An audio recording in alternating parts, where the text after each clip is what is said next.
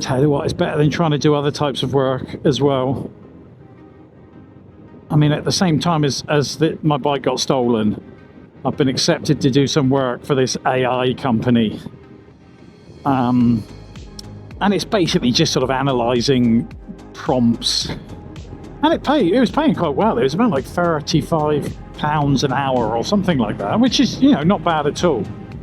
However, the big problem with this dumb job was that it was kind of competitive in that they had thousands of people. They'd hired thousands of people to do this, but there clearly wasn't enough sort of tasks for them to do.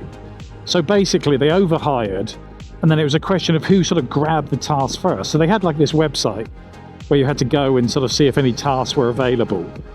And then they would, very occasionally release them. But then it would be like, a mad scramble for people to sort of claim them. And often you would sit there, and if you weren't very fast, I'm not exactly the speediest person in the world, you would see the task go up, and then within like a couple of seconds, they'd all gone because all these people had just clicked and claimed them. And also, I think because it's an American company, a lot of the time that they release these tasks are convenient for Americans. So it'd be like 3 o'clock in the morning, I would see a message, or the next morning I would see the message, and I'm like, well, I missed that one. And I don't know, it kind of felt humiliating doing this. It was, people sort of talk about this job being lowest of the low and all that kind of stuff, and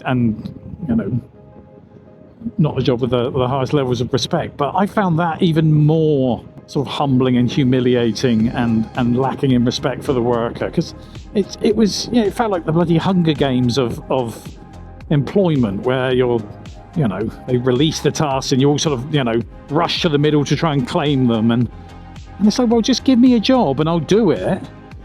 You hired me on the competencies, but why do it this way? It was bizarre.